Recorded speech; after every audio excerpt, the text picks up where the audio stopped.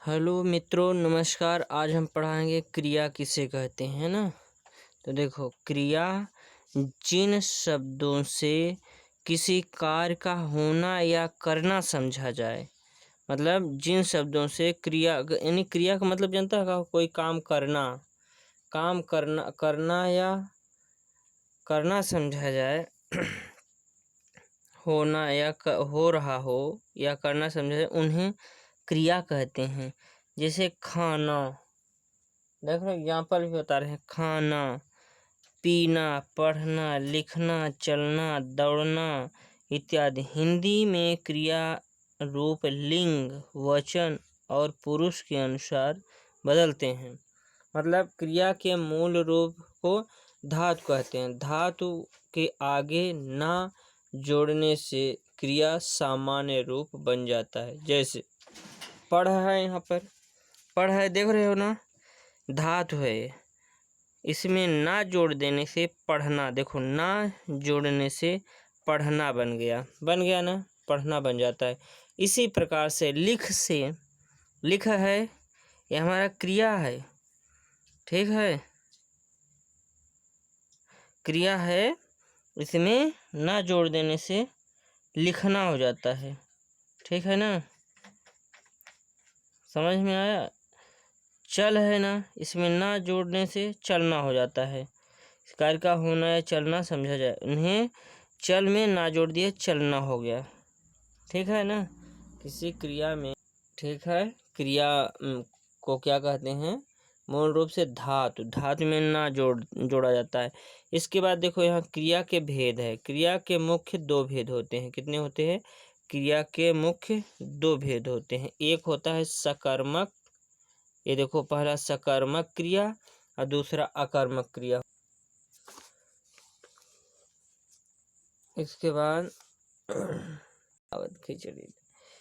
बाद जिन क्रियाओं के कार्य का फल कर्ता को छोड़कर कर्म पर पड़ता है, उन्हें सकर्मक क्रिया कहते हैं। जैसे अध्यापक ने लड़के को पीटा।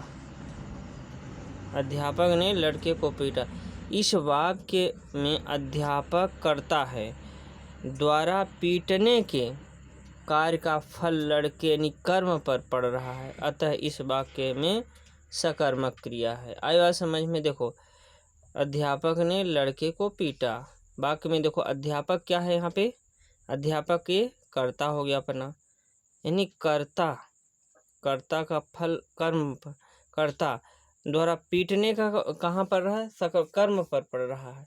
कार्य का फल कर्म पर, कर्ता ये है, द्वारा पीटने के कार्य का फल लड़के यानी कर्म पर पड़ रहा है। कर्म पर किसको पीट रहा है? लड़के को, कर्म पर, अतः इस वाक्य में सकर्मक क्रिया है। ठीक है, इसके बाद आगे देखिए। इसके बाद अकर्मक क्रिया, ये देखो अकर्मक क्रिया, जिन क्रियाओं के कार्य का फल कर्ता में ही रहता है, उन्हें अकर्मक क्रिया कहते हैं। जैसे विद्यार्थी पढ़ता है।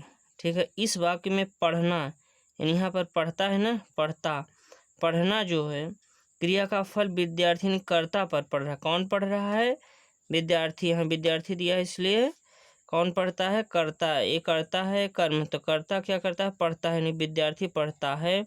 अतः इस वाक्य में अकर्मक क्रिया है। उल्लेख है, जिन धातुओं का प्रयोग अकर्मक और सकर्मक दोनों रूपों में होता है, उन्हें उभय धातु कहते हैं। कर्ता पढ़ता, इस वाक्य में पढ़ना जो है तो फल विद्यार्थी ने कर्ता पर पड़ता है, इसलिए यह अकर्मक क्रिया है। इसके बाद आगे देखिए। अब क्रिया के अन्य भेद है। छह होता है, देखो छह भेद निम्नलिखित होते हैं। पहला होता है संयुक्त क्रिया, दूसरा होता है नम धातु क्रिया, तीसरा होता है प्रेरणार्थ क्रिया, चौथा पूर्वकलित क्रिया होता है, फिर द्विकर्मक होता है, फिर सहायक क्रिया होता है। ठीक है, इसके बाद हम आपको बता रहे हैं। पहले चलो संयुक्त क्रिया, छह में आप संयुक्त पहले ले लो। तो दो या दो से, कौन सी क्रिया आप ले रहे हो? संयुक्त क्रिया अपन पढ़ेंगे पहले। दो या दो से अधिक क्रियाओं के योग से जो पूर्ण क्रिया बनती है उसे संयुक्त क्रिया कहते हैं। जैसे मतलब दो क्रिया मिलके आपको दो या दो से अधिक योग होता है, जहाँ पर दो क्रिया होती है। क्रिया मतलब तो जानते नहीं हो, खाना नहाना, योग कर दो, वहाँ जो संयुक्त होकर बनती हैं वहाँ क्या होता है, संयुक्त क्रिया होती है। अब उदाहरण देखो, राम खाना खा चुका है, क्या कहला है, राम खाना खा चुका। इस वाक्य में खाना, यहाँ पर देखो खाना और चुकना ना जुड़ा है ना, और इसमें भी दो क्रिया के योग से पूर्ण क्रिया बनी है, अतः यह संयुक्त क्रिया। संयुक्त क्रिया अभ्यास, अनिष्टता, अनुमति, अवकाश, आरंभ, आवश्यकता, इच्छा, निश्चय, पूर्ण समाप्ति इत्यादि अर्थों में प्रयुक्त होता है। जल्दी जल्दी चैनल सब्सक्राइब कर लीजिए, इसलिए कि ये जो हिंदी का है ये बहुत महत्वपूर्ण टॉपिक है। इसका ऑब्जेक्टिव भी आपको बताऊंगा, मैंने ये समझने के लिए पूरा बता दे रहे हैं, इसलिए चैनल सब्सक्राइब कर लो। सेकंड है संयुक्त क्रिया के बाद अब आता है नाम धातु क्रिया। दूसरा पॉइंट है, देखो दूसरा है नाम धातु क्रिया। जो क्रियाएं संज्ञा या विशेषण बनती हैं उन्हें नाम धातु क्रिया कहते हैं। जैसे संज्ञा से बात से बतियाना, हाथ से हथियाना, दुख से दुखाना, लाज से लजवाना, विशेष से गर्म से विशेषण गर्म से गर्माना, चिकन से चिकनाना, जो क्रिया संज्ञा विशेषण बनाती है उन्हें नाम धातु क्रिया कहते हैं। इसके बाद आगे आता है प्रेरणार्थ क्रिया। तीसरा हमारा क्या होता है, प्रेरणार्थ क्रिया। जिन क्रियाओं से यह बोध होता है कि कर्ता स्वयं कार्य ना करके किसी दूसरे को कार्य करने के लिए प्रेरित करता है उन्हें प्रेरणार्थ क्रिया कहते हैं। जैसे लिखना से लिखवाना, पढ़ से पढ़वाना, कर से करवाना, जीतना से जितवाना आदि, यानी प्रेरणा देना, मोटिवेट करना एक तरह से। जैसे का कहला है पढ़ से, पढ़ रहे हो दूसरे को भी बोलो पढ़ो, ठीक है ना, और दूसरे को भी बोलो, लिख रहे हो तो फिर लिख से लिखवाना, ठीक है। कोई काम कर रहे हो, कर से करवाना, जीत रहे हो तो जीत जाओ फिर जितवाना, यानी प्रेरणा देना किसी को, वही हमारा क्या होता है, प्रेरणार्थ क्रिया होता है। फिर अगला है पूर्वकलित क्रिया। उन क्रियाओं के पहले कोई अन्य क्रिया आए उन्हें पूर्वकलित क्रिया कहते हैं। पूर्वकलित क्रिया का मूल रूप अथवा उसके साथ कर या करके का प्रयोग होता है। जैसे वह खाना खाकर सो गया, यानी पूर्वकलित का मतलब क्या होता है, पहले अपना काम कर लो फिर जो करना है तो करो, यानी पूर्वकलित क्रिया होता है पहले अपना काम इसके बाद दूसरा काम। जैसे वह खाना खाकर सो गया, अपना पाठ पढ़ कर खेलो, यानी पहले जैसे सबक करके आप चले जाओ खेलने, यानी अपना काम करने के बाद ही, मूल काम करने के बाद दूसरा काम करो। जैसे वह खाना खाकर सो गया, पाठ पढ़कर खेलो।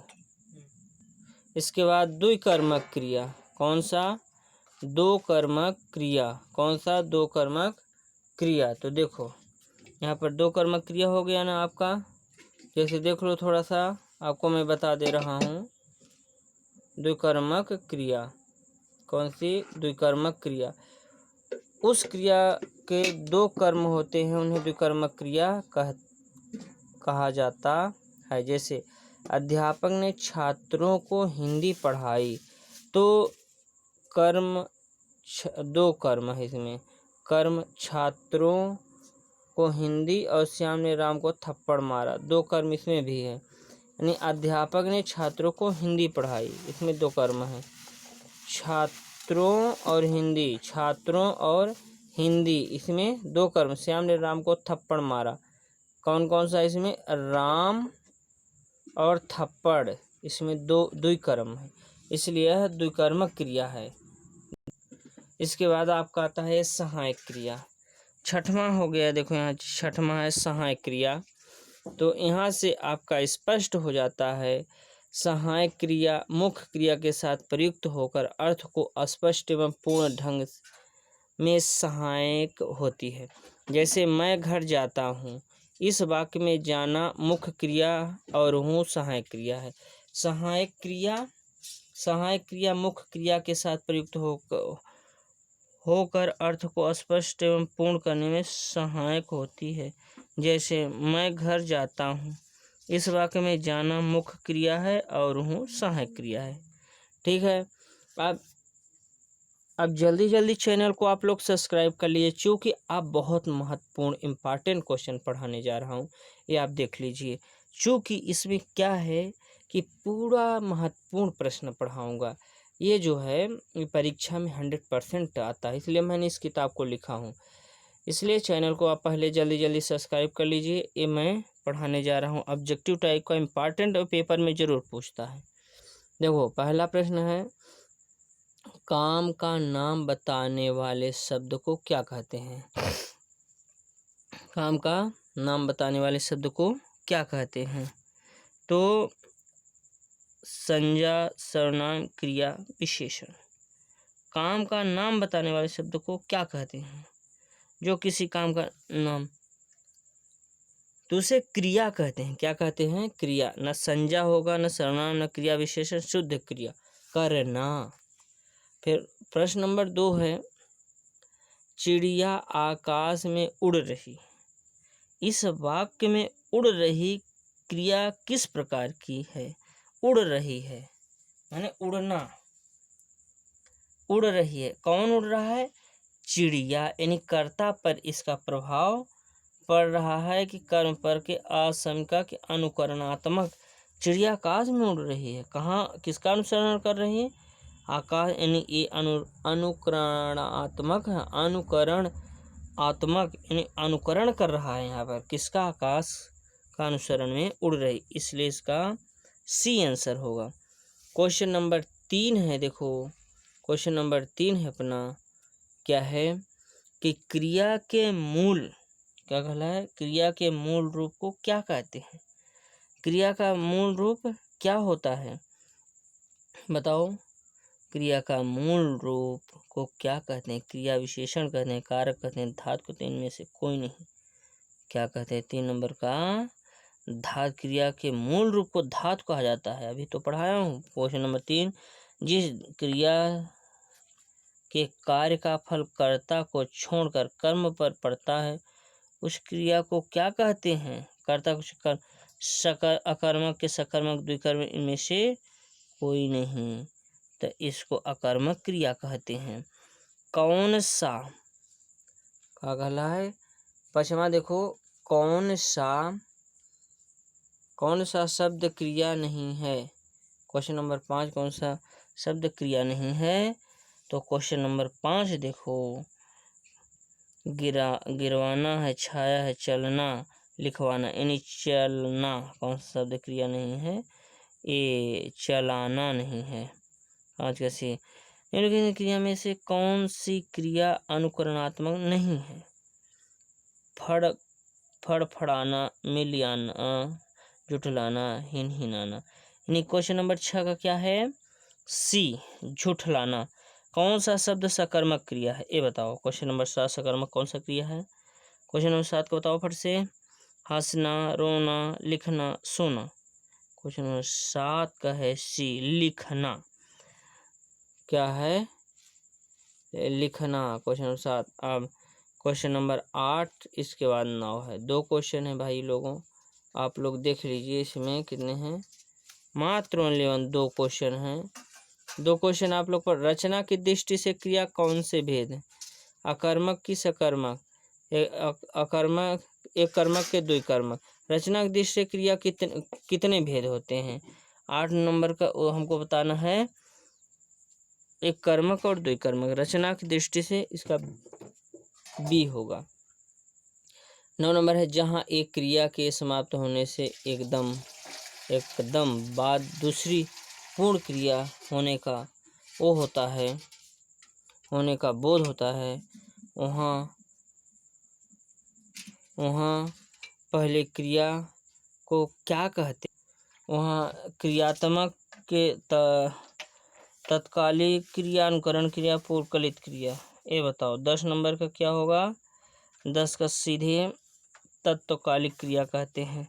जिन क्रियाओं के फिर है 10वां नंबर है, जिन क्रियाओं संज्ञा या सर्वनाम विशेषण आधार पर की जाती है उन्हें क्या कहते हैं। सम जो करता है, सॉरी 9 नंबर का होगा आपका बी, और 10 का भी बी ही होगा, प्रेरणार्थ क्रिया कहेंगे। 11 नंबर संयुक्त क्रिया किसे कहते हैं। संयुक्त क्रिया इनमें से कोई नहीं है।